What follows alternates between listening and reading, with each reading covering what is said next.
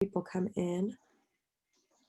You're now streaming live to Facebook, and we can see our attendees pouring in. Why is it Yes. so of me? I told my little boys, I said, no matter what you hear in this room, do not come through that door. So if they do come in, that'll be even cooler. It'll be an awesome moment there. I mean, hysterical. They may or may not be clothed. They may not be clothed. So there's like 8 of me on here, and I'm not sure why. We might have an international incident on our hands here. All right, everyone's pouring in. Janelle is here. Kristen McLean is here. Super pumped to see your work today, Kristen. All right. Well, I'm going to go ahead and get things started with a little introduction.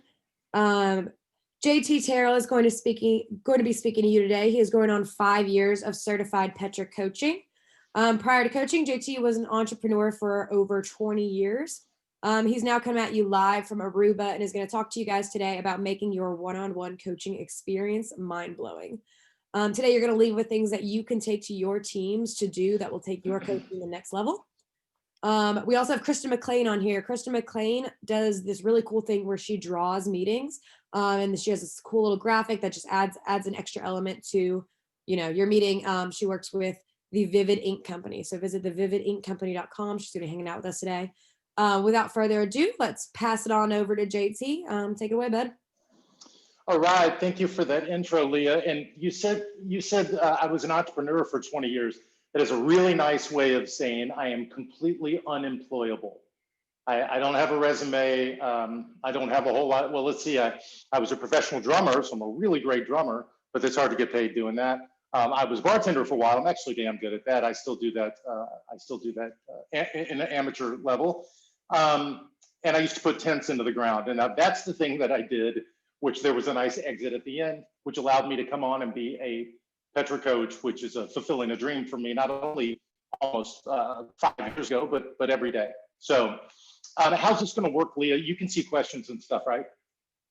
Yeah, absolutely. You guys put your questions in the Q&A or the chat box at any time, and I'll pause JT and we'll get those answered. We'll also have a little time for Q&A at the end. But yeah, just go ahead and stick them in there and we'll get it rolling. Yeah, that's perfect. And just jump right in, Leah. If it's in the moment and somebody has a question, just hit me with it and we'll just take it as it comes, okay? So awesome. This is going to be great. All right, listen, guys, my name is JT Terrell. I'm a senior accountability coach with Petra Coach. I have a little bit of an unusual take on things. Normally, I've been accused of being entertaining, and I'm a total attention whore, which is why Leah and Andy have invited me to take part in these webinars, which usually it's people like Vern Harnish and Hillary Corna and Marcus Sheridan and Dave Rendall and John Spence. So if you're wondering who the hell is this guy, don't even worry about it. You're not supposed to know yet, at least, and you're fine. You're in the right place.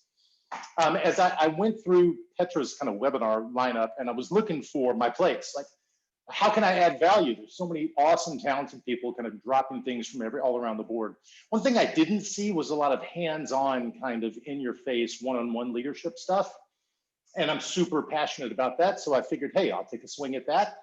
So I want you all to act differently as leaders. And I want you to drive the incredible amount of stuff that you learn every day, because you learn all day, every day. I know you all read, right? Leaders are readers. You should be inundated reading, especially now, a lot of time at home. I get the feeling the second wave is heating up. You're going to have even more time at home. You got to spend that time learning. And you want to drive this stuff all the way into your organization, and you want to help your people get better. That's the whole point. Great leaders help the people who they are leading get better. If you do that, you look like a rock star, best day of your life. You make them more productive, they'll love you for it. But first you have to figure out what better means, number one. Be as specific as you can, and then you work with your folks individually to ensure that they're going to improve over time. This is what good looks like. Hey, you are not performing at this level yet. We did a thing, Petra Coach Ascent last week, where I talked about talent assessment and being completely upfront with people. We're going to get into that today. It's not easy all the time. The people who you will remember, though, and over the course of your life, are the people who really told you the way that it was. The people who didn't bullshit you, right? So don't do that with each other. Today, I want you to leave with really useful things that you can do to get better as a leader. And I'm assuming you want to, or you would not be on this webinar today. So if I was going to talk all day about priorities and targets and stuff, I'd be on a roll. And that's what I do 9 hours a day. I don't know, 200 days out of the year right now. You should read Vern's book, Scaling Up. You should read Andy's book, No Try. You could develop a one-page strategic plan. You free yourself up to do the heavy lifting of your role, which is effectively and enthusiastically leading your company. And you'll notice that I said lead your company, not tell everybody what to do. Oh man, I read a book yesterday on the plane that there's an accountability coach named Morgan Stanley, and she gave me this book that's, God, what's it? Bob Goff is the guy who wrote it, and I think it's called Love Every Day. I'll find, by the end of the, if somebody knows it, put it into the chat. Goff, G-O-F-F is the author. It's his second book. Love does, totally awesome. Everybody always, that's it. And I just started on it, but buddy, there was something that he said in there that I'd heard before, but it really resonated with me this time. Don't tell people what to do, tell them who they are. You know, I'm a pretty outspoken Christian person. You know, I look at the Bible, right? God didn't tell people what to do. He told them who they were. Told Noah he was a sailor, right? Told Moses he was a leader, and they had to live up to it. So let's when we're doing real leadership, tell people who they are. Tell them who they are, you know, what really great work looks like, then turn them loose, right? That's inspiring. All right, everybody on this session, and I don't know if y'all can see each other or just see me, but just I'm gonna pretend like I can see you. Raise your hand if you manage people. Okay, no, put your hands down, you don't. You can't manage people. The synonym for management is control, and people hate to be managed and controlled, but they love, love, love to be coached, right? So let's turn our internal leadership from management into coaching. Easy to do. Coaches tell it like it is. They look at someone's performance. They tell them where to get better. They help them, right? So we can do that for each other. And I also want you to consider this idea of coaching. And I've got people who I work with, like if you look through, like on LinkedIn, you look at the employees, what used to be sales management, pipeline production management, actual manufacturing on the floor management, they've changed all their job titles to coach, sales coach, production coach. And man, they really, really, everybody loves it. It feels better. And we like things that everybody loves and that feel better because we got to go and sell some of these things to a large group of people, right? Nothing wrong with that. So just consider this. People hate being managed. They love to be coached. And coaching is a generous act. People who are rooted in their success invested in that, right? So just consider this. Let's start with a really powerful way that you can become legendary leaders. Break down some tactics for holding really kick-ass one-on-one coaching sessions. Now, I can hear you already. You say, hey, I meet with these people all day, every day. I'm sure you do, and I'm sure those were really, really productive every time, too. Not putting out fires and talking about stuff that they should already know how to do. Now, I don't want to be hard. Like, part of being a coach sometimes is to be very direct and tell people, hey, this is the expectation. And if you've got people who come to you every day because they need help on how to do their job, you got the wrong person in the wrong seat, and you probably should do something about that, right?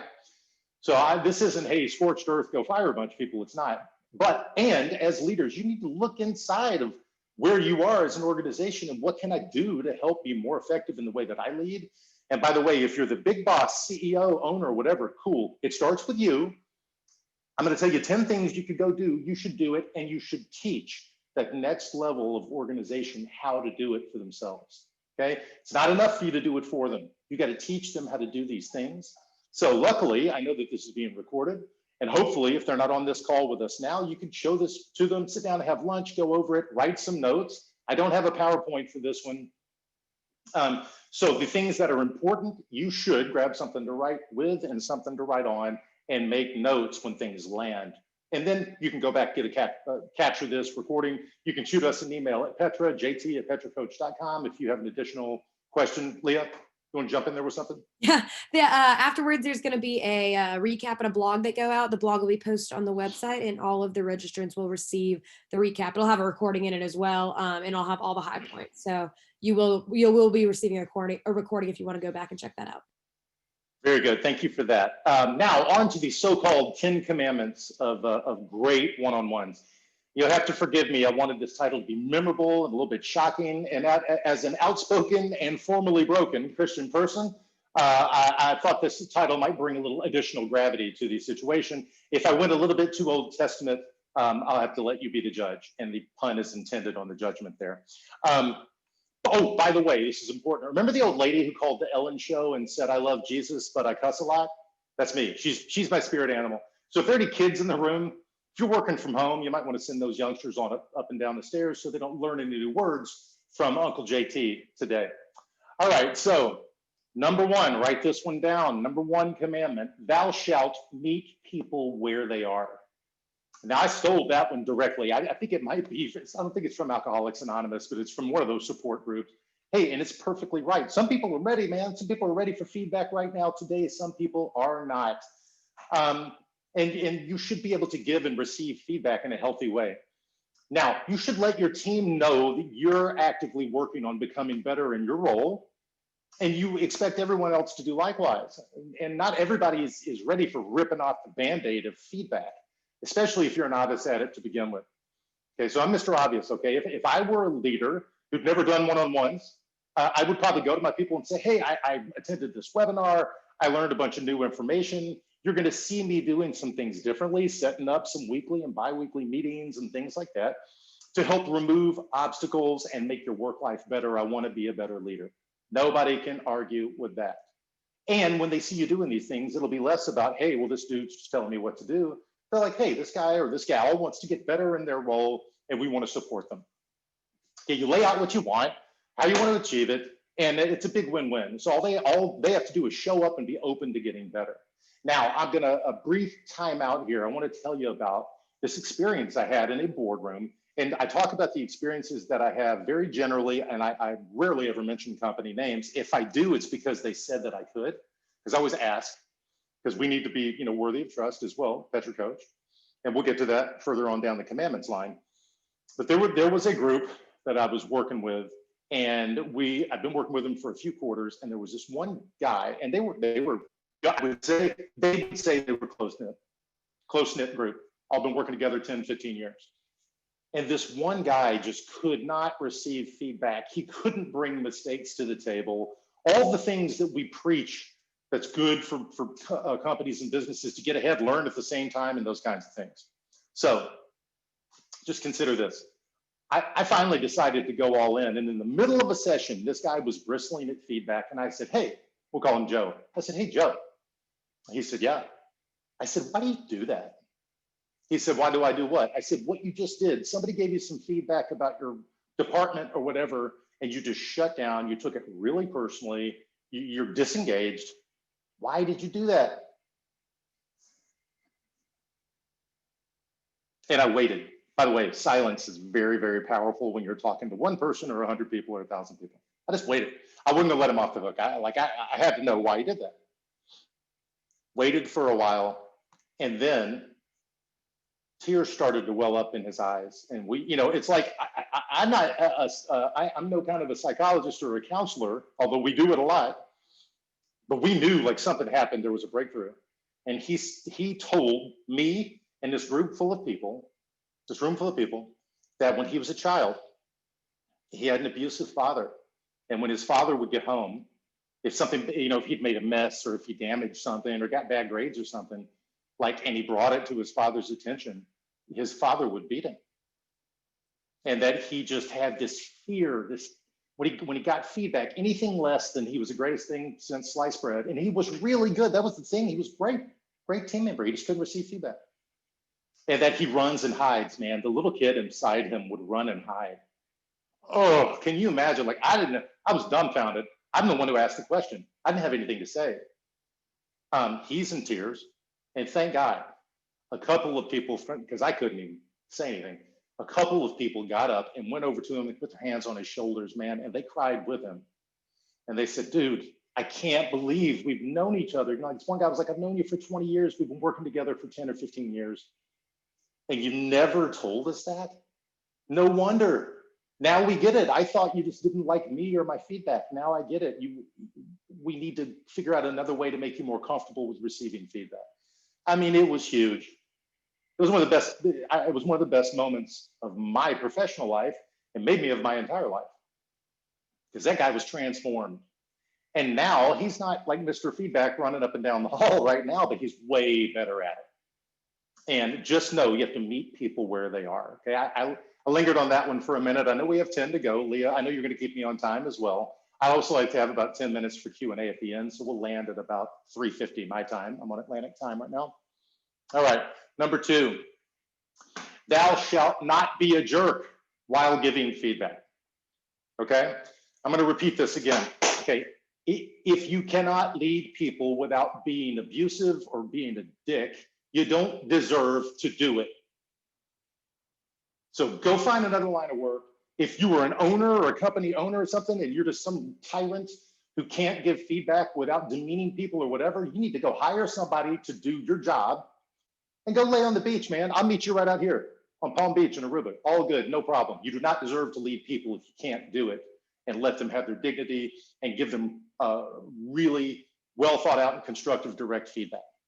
I think it was the great Christian philosopher Augustine or Mandy Burge who said, honesty without tact is cruelty, and yet dishonesty is worse.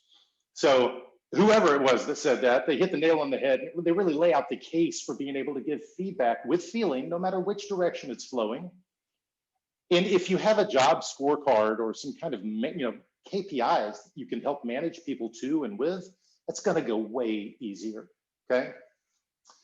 Performance improvement plans, and I mentioned that at the Ascent, some people call them something cute, performance opportunity plans, but that sounds better, doesn't it? My wife, who, if you've been around me at all, if you've ever seen me speak, been coached by me, been in my world, you'll understand. My wife is a complete and total rock star, and she's really good at delivering feedback to the people who she leads inside of her organization. She has a startup now in Nashville that just went live in India, which is very cool. I've heard her on these phone calls with people where she's put them on a performance improvement plan and said, hey, this is good, you're here. I'm going to give you 30 days to start doing these things. And then she checks back in 30, and then she might ratchet it up and say, hey, I'm going to give you another 30 days. If the production doesn't get better, then we might be at a tipping point. Something's going to happen. And then when she gets on that last call with them, I've heard her on the phone with these people. And invariably, people are saying things like, Jen, thank you so much for your feedback. I don't think this is the right fit for me. I'm going to go ahead and resign. I'm going to move on. And I really appreciate your coaching, and you've helped me so much. I know it sounds counterintuitive. You have to get there with people, and they will respect and love you for it eventually. Okay. And I say people, by the way, everything we're talking about here, you could turn and use in your personal life. In fact, you probably should. If you're leading a household, or if you're leading a big giant family, or whatever, or church, like if you're a deacon at your church, or you're acting in the synagogue, or whatever you want to do, bring this kind of stuff to bear, and you're going to be known as a straight shooter, great leader. Okay.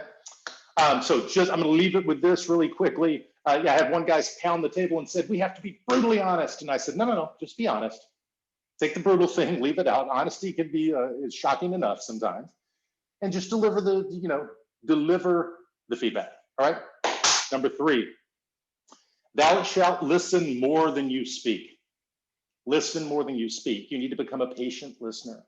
And I've had people who've told me, oh, I suck at, I'm not a great patient listener. I don't know how to get there. I was like, well, don't worry about it. You begin sessions with people, and you could begin these free-flowing discussion about what's going on with them personally, and you're really listening. And Michael Stenier, I hope I'm saying that right, he's got a book called The Coaching Habit, and he gives out his secret weapons to active listening. It's a sequence of very common questions, and all you have to do is ask the coachees some questions, and you don't say anything, and they're going to think, man, this is the first time I've really been listened to in a long time. So this is rocket science. You might want to get out an abacus or something to write all this down, but get prepared. Here we go. Question number 1, what's on your mind? They might say something about work, and then again, they might not. They might have a elderly parent who's sick. They might have a kid that's doing bad in school. What's on your mind? You just leave it there. Okay. And then they'll talk for a little bit and just be quiet. And then question number 2 is, what's the real challenge here for you? What's the real issue? And then be quiet. And they will likely end up somewhere different. what they initially talked about wasn't the real issue. It's really this underlying thing. And now you've uncovered it, which is good. Right? So you let them talk. And then question number 3 is you can say, and what else? What else? They will say more. And you can use what else as many times as you want. So finally, that once they've been talking for a little bit and they kind of laying it out there, say, question number 4, what do you want to happen? What do you want to happen? And invariably they know what they want to happen. Well, I want my kid to get better grades. I want my dad to feel better and move back into the house, whatever. And then if you want to, as a great active listener and somebody who wants, number 5 there, how can I help? Is there anything I can do to help? And they might say, no. And they might say, you already have, just listening to me really helped a lot. Or there might be actually something you can do. So be careful with that one if you're not prepared to go all the way and do something, okay? So really, really want to stay on that. And the 6th, there's, 6th question here. People sometimes say, hey, how useful was this for you? Is there anything I could do to make it better? That's always a good question. You could ask your people, you could ask your clients, candidates, anybody. You can see those questions there. You could talk to, you could have a discussion with your kids easily, with your wife, husband, girlfriend, boyfriend, whatever. And you get known for this kind of stuff and people are just going to talk. They're going to tell stories about you, man.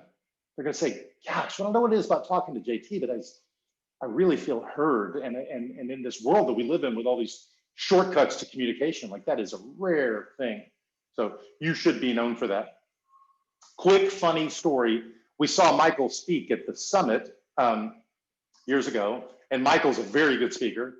And he said, okay, everybody stand up, about 1,000 people there. He said, everybody stand up, go find somebody you don't know.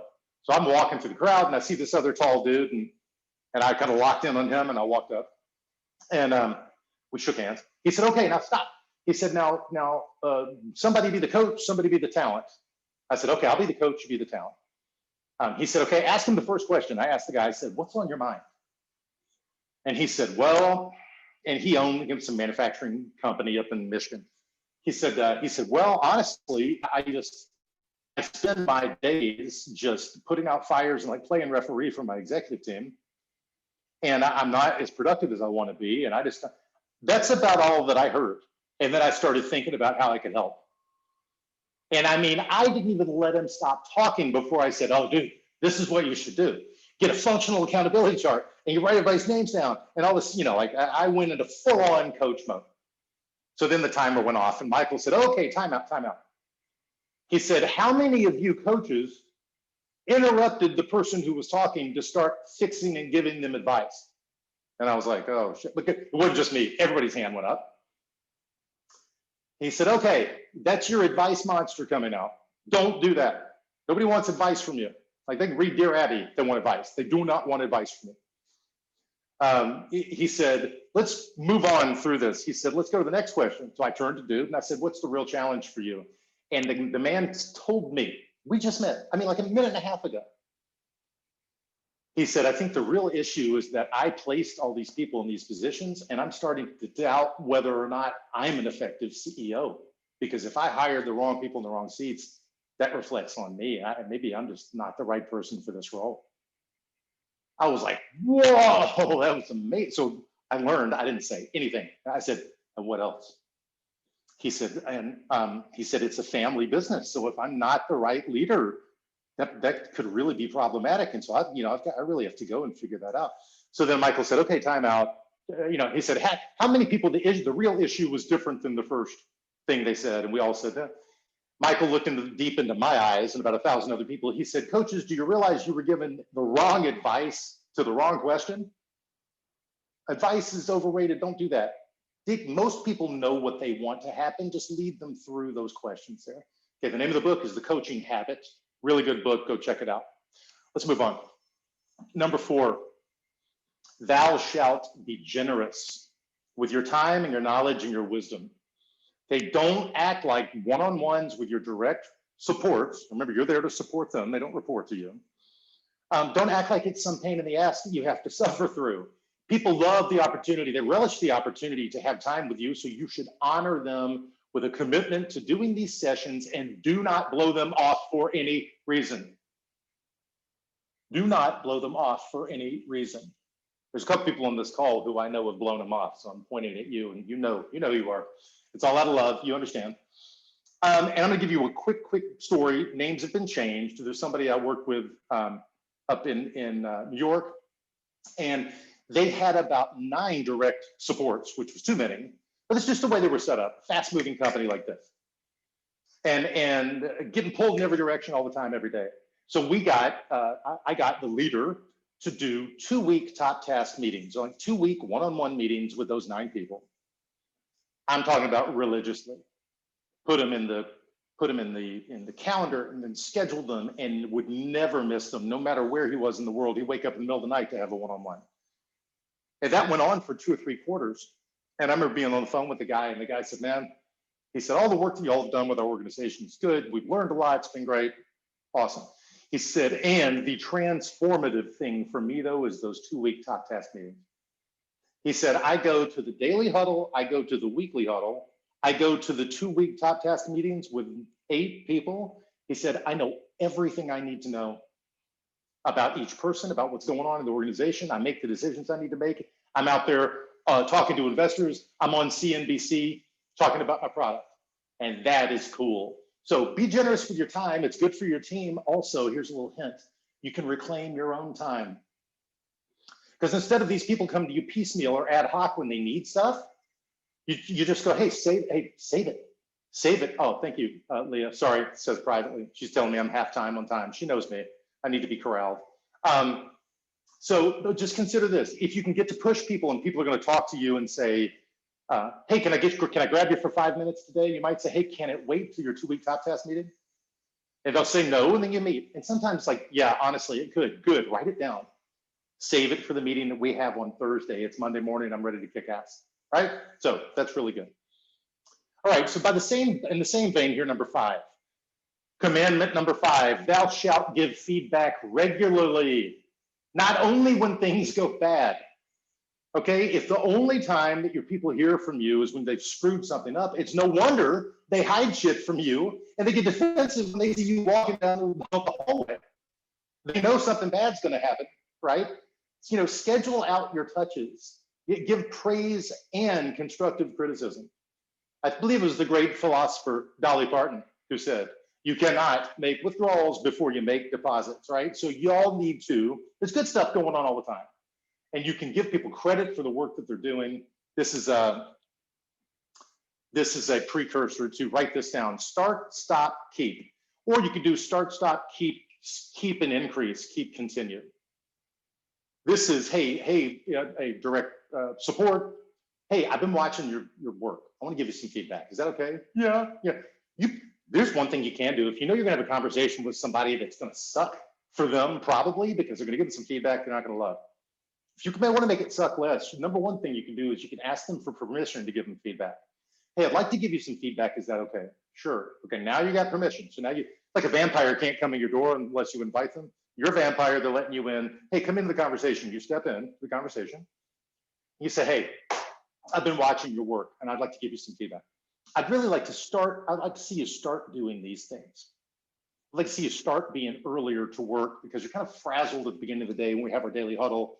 It's a bad look for you. I'd like to see you start getting here earlier. I'd like to see you stop doing this other thing. Stop being disorganized, stop, taking multiple breaks or whatever.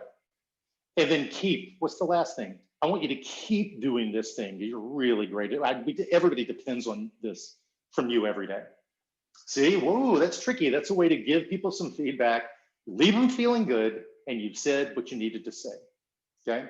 So don't be afraid to use that. In fact, lots of people, Mr. Obvious here, if I was gonna talk to Leah and I would just call Leah or I would send her chat, text or whatever, say, hey, Leah, can we have a start, stop, keep conversation at 2 o'clock?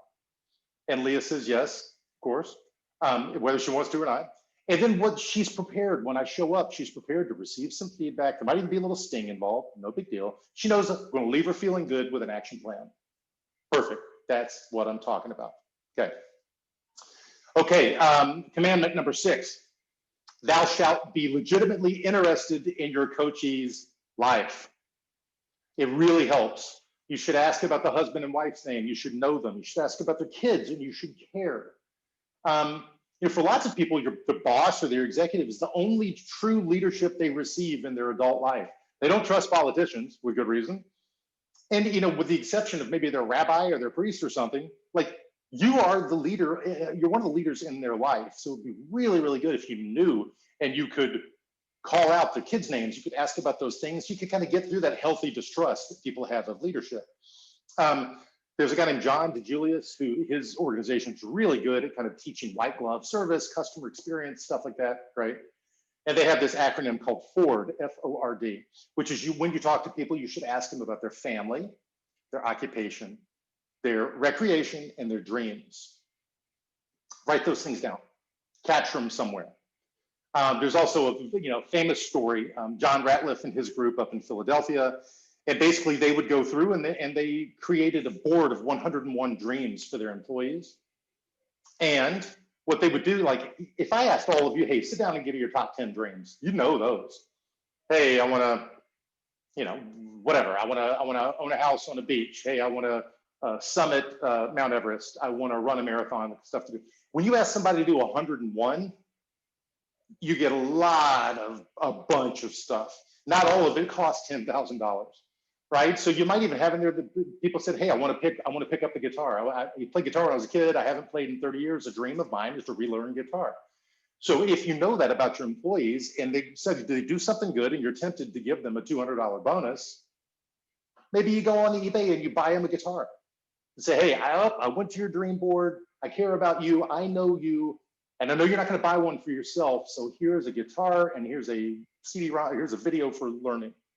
That is cool. And you want to be known as a cool boss who really connects with people. And that's actionable. Everything we're talking about here is actionable. Stuff you should go do. No one cares how you feel about these things. Hey, I saw this webinar with JT and then I didn't do anything different, but I feel better about it. But nobody cares about that. We want to prove that we were listening and we want to build out stuff to do. Okay. Now, number 7 here. Number 7, thou shalt be vulnerable with the people who you're leading. It is the currency of trust, right? Brene Brown famously wrote, trust is choosing to make something important and vulnerable to the actions of someone else. So if there's an absence of trust between you and a bunch of people or you and one person, you literally could and should go to that person and say, hey, look, I know we've had issues trusting each other. For whatever reason, and I don't want that. I want the cycle to end now. And how do we do that? And the person, they may not have all the answers, but at least now you're talking about, hey, it's something that we want to get better at. It's something that we need to work on together, right? And this is, if you don't write anything else, write this down. It's not me versus you, it's us versus the problem, right? So in that respect, you might say, hey, I don't want it to be me versus you. I want it to be us versus this lack of trust. What can we do? And that's it, buddy. I don't know. I've used a lot of funny jokes and stuff earlier here, but I don't know who said it first. But somebody has to trust first and step out there. And since you are the leader and you are vulnerable and you're creating great leadership moments in your organization, you got to be the one to trust first. Put yourself out there a little bit, okay? And it will come back to you. It'll be a good thing, okay? Okay. Number 8, thou shalt not give advice. Do not give advice to people. Unless they explicitly ask you for advice, and at which point I still wouldn't do it. By the way, for a leader to say this is powerful, if you're a leader and someone's asking you what to do or they want your input and you literally don't know, you should not be afraid to tell people, hey, I don't know. I've never been through that. However, I'm concerned. We can go find out together. Consider this Gestalt method. Like I was a part of Entrepreneurs Organization. They have this methodology, which is you're able to give people feedback based on your experience only. And you never tell people what to do. Now, this is really good with a big group of people, right? So in EO, we had forums and stuff like that. But like as a leadership team, if somebody brings something to the leadership team, and maybe it's a personal issue, and people should talk about those kinds of things. Hell, you spend a good third of your life with these people. You should be closer and you should be able to share these kinds of things, talk about if you want to be a better team. And you as the leader, you should bring these moments together so you can foster that kind of leadership moment between this group. So All you have to do is if somebody feels comfortable sharing whatever's going on in their life, you could just say, hey, you let them kind of present on an issue and then just tell everybody, hey, do not give advice. And then let everybody go back, take it away and kind of think about it and then come back with an experience share they have that might be relevant to that person. Hey, I'm really sorry to hear that you're going through that. I'm going to tell you what we did when our mother, was battling dementia, and we felt like we needed to put her in a home. It just broke our hearts, for everybody's heart. We chose to put her in the home, and it was a tough decision, and it turned out to be the right one for these reasons: better quality of life. We couldn't take care of her properly, and whatever. And then none of that means it wasn't just a heartbreaking decision. And then the next person might say, hey, we chose to, our dad lives with us now. We have a nurse that comes over during the day to help him.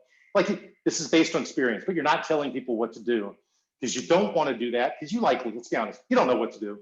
You don't know what's right for them. And you also don't want to be liable for the stuff that they go do. Hey, well, my boss told me to do it, judge. No, you don't want to do that. All right, so let's stay out of the advice business, please. All right, number 9, thou shalt be worthy of trust. Keep those one-on-one conversations confidential. It is a lost art these days to be known for that kind of thing. And if this becomes one of your perceived values, you will be a much more effective coach or leader for everybody in your life, not just your employees.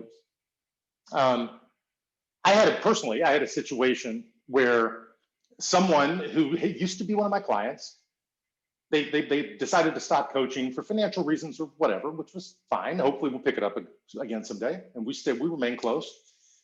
He was walking in his neighborhood and he just ran into a mutual acquaintance who I also coach.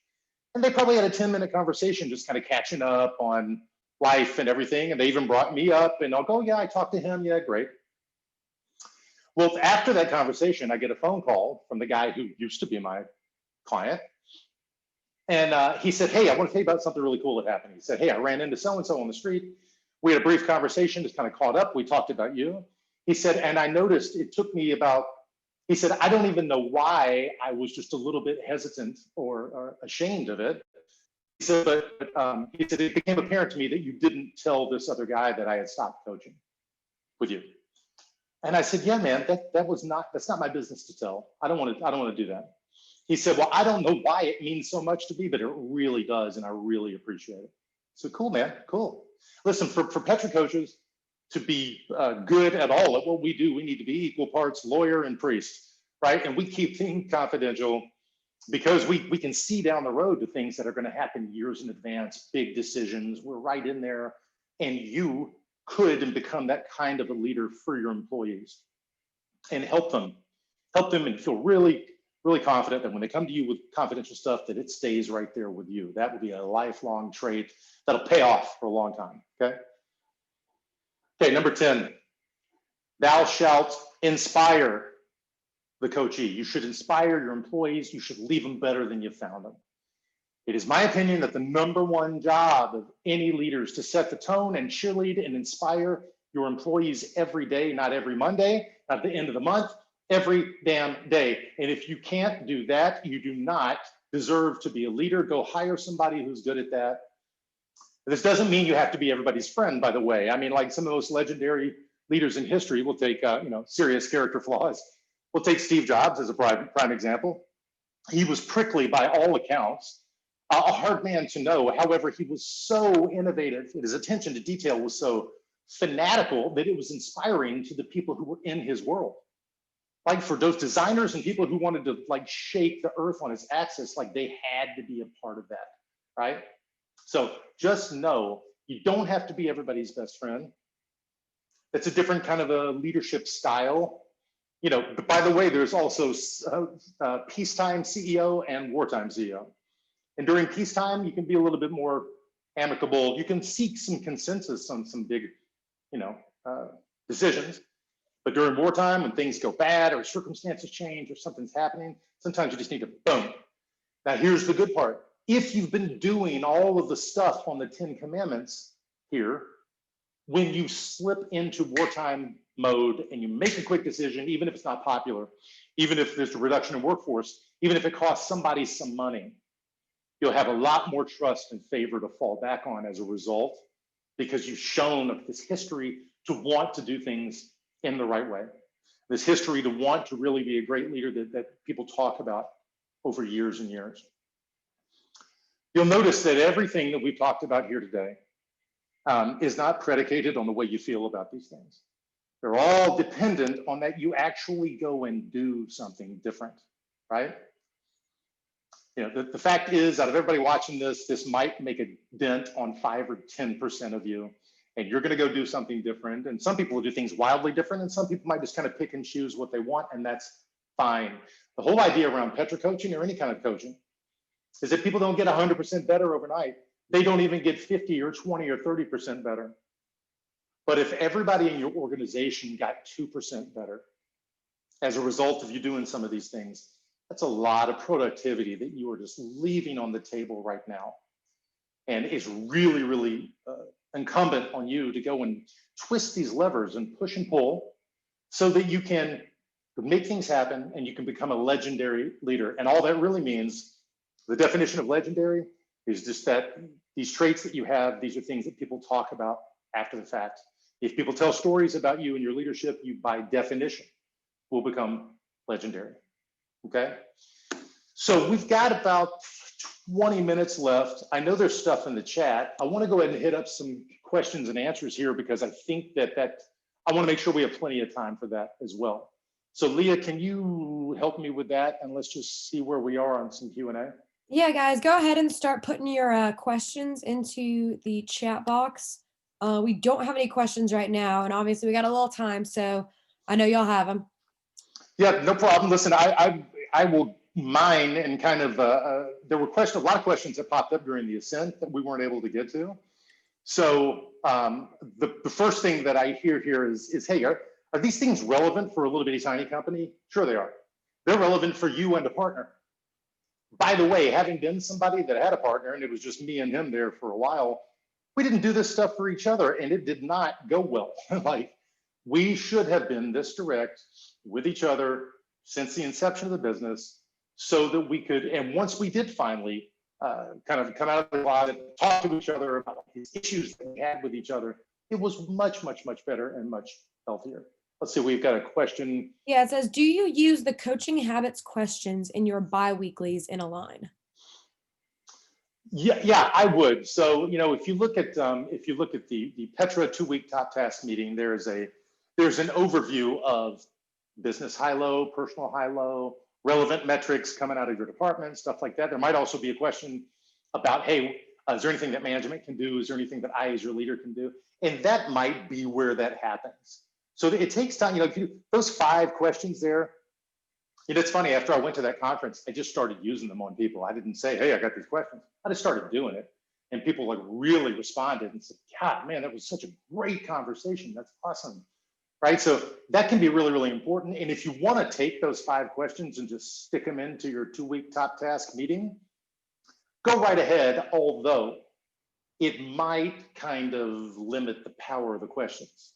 Those are better. They're a little more sneaky when you know somebody has an issue, right? So you might want to hold those back and just use the typical Petra 2-week top task agenda, the way that it's written. There's a reason the way that it's written, it works all the time, every time. We got another question. It says, recommended frequency for one-on-one meetings. I know a lot of people would say, definitely not daily, right? Because people need to go execute. A lot of people would say, hey, we're a small, fast-moving company. We got to do it weekly. Weekly's fine. I dig that. I think the reason why 2 weeks is a good cadence is if you leave a 2-week meeting and you give people some top tasks, right? So let's say Leah and I have a 2-week top task meeting. I know what's going on in her world. I say, Leah, what are the things you got to get done in the next 2 weeks to really move things forward? And Leah says, well, I really need to finish this project, get it to you for approval, and then you're going to get it back to me and I need to act on it and get it out to the people who can use it. That's about, you know, if we're talking about weekends and stuff, that's about, I don't know, 8 or 9 days of work, 10 days of work in the midst of doing your regular job. And that feels good. Like, people can execute on stuff. However, that's just my opinion. That's my feeling. If you want to do them weekly, I've got people who I work with right now who said, no, 2 weeks is too long. I got to get with them weekly. Fine. Now, I think monthly is definitely too long. So somewhere between weekly and monthly, 3-weekers, you might could do 3-weekers, call them whatever you want. You'll find that rhythm and be able to have it be really, really useful, and that they will begin. Here's the other output, guys. Remember, the output of using any kind of meeting rhythms, daily huddles, weekly huddles, 2-week top task meeting. There's a company I worked with over in Nashville, and they make stuff out of steel, and they're pretty, you know, whatever. They got a front office, but a lot of blue collar people doing a bunch of blue collar stuff, which is cool. And the guy who runs their production facility, the first time I met him, he said, I don't have time to do any of my stuff ever because everybody's always coming knocking on my door and I got questions and fires I got to put out, whatever. I get it. Let's start doing daily huddles. Let's start doing weekly huddles. Let's start doing 2-week top task meetings with your direct reports, of which he had about 7. And then I was proud of him because a couple of quarters later, I went over and I walked up to his door because we had a meeting. His door was shut and there was a big stop sign on the door. And it said, before you knock on this door, ask yourself these 3 questions. Can it wait till daily huddle? Meaning, does everybody need to know about this? Can it wait for the weekly huddle? Meaning, does everyone need to know about it and a discussion needs to happen? Or can it wait for our 2-week top task meeting? It's something that you need to do that I can help you with. And it says, if the answer is yes to any of those, stop. Do not come through this. Save it for our meeting rhythms. And if the answer is yes, you may knock on the door. And if it's a problem, bring 2 solutions, right? And I was like, I knocked on his door and he said, oh man, great to see you. And I said, dude, how has this worked? He said, I cut down distractions, interruptions, internal email, phone calls, and text by 40%. That's it. I just told people, nope, I'm reclaiming my time. You can get to me through these channels. And if all else fails, if you must interrupt me, it better be good.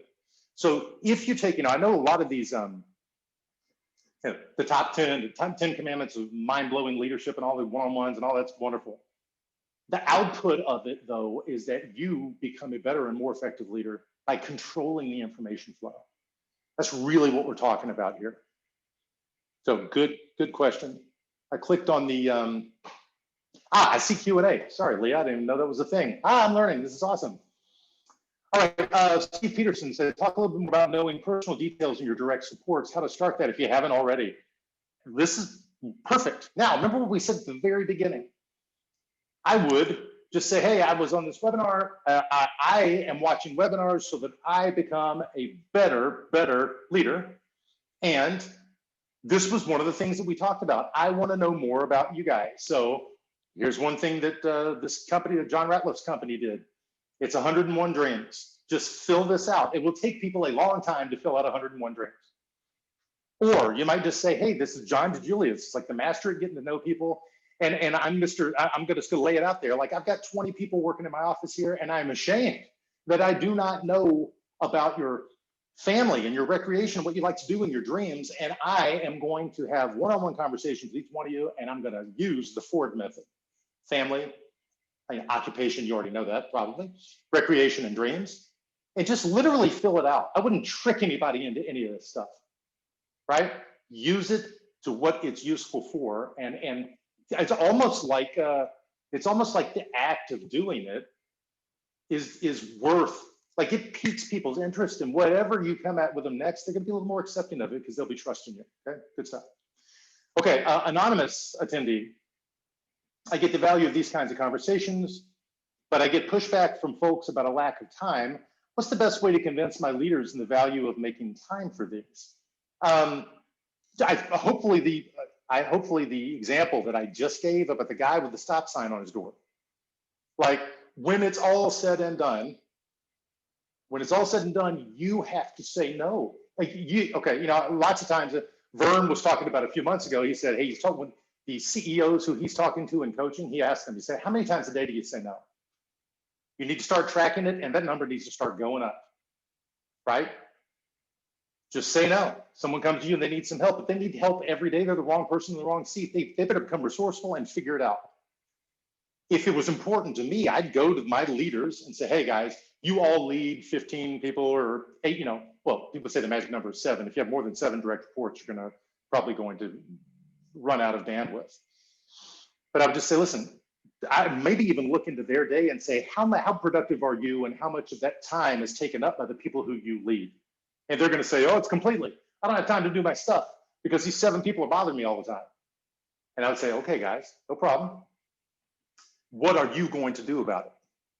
Because you could put 2-week rhythms in with all 7 of those people. And every time they come up with some BS, to say, nope, time out, save it for 2-weeker. Save it for 2-weeker. Does this really need to happen right now? Does this really need to happen right now? That's a good question to ask people. And it's not in mean spirit. Hey, does this really need to happen right now? Do not, I would arm my leaders with that question and push it back on the person who is, because I'm reading through the question here and it says, what's the way to convince my leaders the value of making time for these? Just the way you said it. You expect your leaders to be effective and go make time. And to say yes to something, you got to say no to something else. And you should reimagine the way that people receive information. And if I worked in your organization and I was one of the leaders that you're talking about, I would say, okay, everybody, hey, 10 people. I know that we used to, we're all running around like a chicken with a head cut off and head on fire. I refuse to do that anymore. I'm not joining your panic party anymore. I receive information this way: the daily huddle and or our one-on-ones. And anything other than that should be a 5-alarm fire. And if you bring me 5-alarm fires every day, you suck at your job and you probably need to be replaced. Okay, I know I switched from Mr. Happy-Go-Lucky Aruba guy with the beach in the background here, but let's be honest, we got to protect our time, we got to protect our productivity. We need to be demanding of good people. We want them to get better. In the same way that, with Michael Jordan, if you watch that documentary, which was great, at the top of his game, he had a coach who would break down every minute of his film and talk to him about the things that he saw. And this is when he was winning championship after championship, averaging 35 points a season. Crazy. We must be demanding and push back on our good people to get more out of them. And you should be pushing on yourself as well. All right, I got Meredith here. Any advice for clearly outlining expectations for daily huddle versus 2-weekers when it's just you and one other teammate? When every meeting feels like a one-on-one, it can get a little blurry. Yes. I mean, that my number one question, Meredith, hey, do we really need to talk about this? I would, especially with 2 people, good God, you should have advice time, but this is just a best practice. This is not advice. And we don't have time for the 5 questions. Meredith, it might just be that you want to have a daily huddle with that person. Relevant information both of you need to know to be able to go out and do the best job you can with the information you have that day. And then maybe once a week, you want to have a deeper dive one-on-one to talk through some of these things, particularly high-level business issues that you need to make decisions on and do something about. And it should never be blurry. So if you have a daily huddle and you use an agenda, like the Petra agenda or Vern's agenda or whatever, it can never get blurry. And here's why: because a daily huddle is never longer than 15 minutes, Meredith. And if there's only 2 people, I wouldn't think that it would be longer. That you could cut it in half, say 7.5 minutes. Daily huddle happens here. These are the outcomes. We go show up and blow up, and it's awesome. And then on Thursday afternoon, I've got actually there's a couple of partners that I know, and they wanted to get better at their communication. So they decided that number one, it's just nice to share a meal together. So they go to lunch every Thursday. And if they can't do that, they go to dinner on Thursday together. That's their one-on-one. And then that's where they talk about some of the deeper stuff, and it's something to look forward to. It really has changed their relationship. So Meredith, I'm glad you're wanting to get better with your partner. And if you just make those huddles super specific and time-bound, it'll never be blurry. All right. Some leaders' personality type make them making real connections with others and one-to-ones painful and most difficult. Any advice on combating the natural tendency to avoid the situations these 10 commandments bring about? Well, let's be honest, guys. You've been avoiding them forever anyway. Why not do something radically different? That's what what's the definition of insanity, right? You keep doing the same thing, expect a different result. Although, if you need to, like the very first thing, you'll meet people where they are. Maybe your leader, there's a reason why they are not good at that kind of stuff. Let's dig down on that. That's your role, right? If you're the owner, the CEO, and you've got a leader who's not connecting well with the people they lead, it is your job to coach them through it. Unless you want to get somebody like me or my brethren at Petra Coach to help coach those people through it. which is a whole different conversation. But if it was me, if you said, hey, I need you to come coach this dude or this woman through this, first thing I would show up is tell them exactly. I'd say, hey, it's really, really important for you to connect with your employees so that we can move along our plan and go take over the world. And you are not good at it. But what are you talking about? What do you mean about talking about? You're not good at it. You don't like to do it. Everybody says you're not good at it. Trust me. What did Oprah said? When somebody tells you who they are, you got to believe them, right? If 10 people have told you you suck at connecting, you do, right? It's just not, it's a you problem. So no problem. What I would do is just say, why is it so difficult for you to connect? And we could help break it down and put together some actions. Some of the stuff we talked about here, and I would go open-hearted into a conversation, say, I'd like to put together some 2-week top task meetings for this result. And I recognize I'm not good at it. So you, who the person I want to have a meeting with, you're gonna have to help me. Let's work on this together. It's us versus the problem. It's not me versus you, right? So hopefully that's helpful. They're gonna have to want to do it. They're gonna have to want to do it. And if they don't want to do it, a wartime CEO would say, hey, well, it's really important for me that you connect with the people who you lead. So if you don't want to do it, you can go flip burgers at McDonald's, and I'll get somebody in here who does want to connect with the people. It's important for me for us to have great leadership. By the way, I took a COVID test yesterday. I got it back and I am completely negative, but I think I'm coughing because they shoved that thing so far up my nose. Okay, on the converse, I crave connection and interaction as found meaningful one-to-ones, as well as those distraction conversations. Advice in developing the discipline to just say no. Yeah, just say no. I know you want to have those connections, interactions, and all this stuff, but you must be disciplined about reclaiming your time. I mentioned earlier, Vern talks to CEOs, and Vern says, hey, how often are you saying no? And everybody on this call who is an owner, leader, a big time decision maker, I don't mean I say up here because everybody says the top, you're at the center of your organization and it goes out. It's not top to bottom. You must say no to people so that they will become resourceful and they will begin to fit into the communication mold that you've set up for them. Otherwise, they're not going to. They're just going to rock and roll and blow through every roadblock until you take a hard stand and say, this is why this is important, okay? So I mentioned getting some additional help. You don't have to go get a coach like us for this. You should go read some books on, hey, I want to become more effective in my work life, how to perform like a rock star and still have time for lunch. It's a really good one. And it's got like tangible stuff you could just do to eliminate distractions. You can start cutting out the bullshit.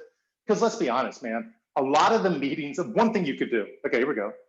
One thing you could do, if you had a meeting agenda for every meeting you have, you would never get off track and get distracted, ever.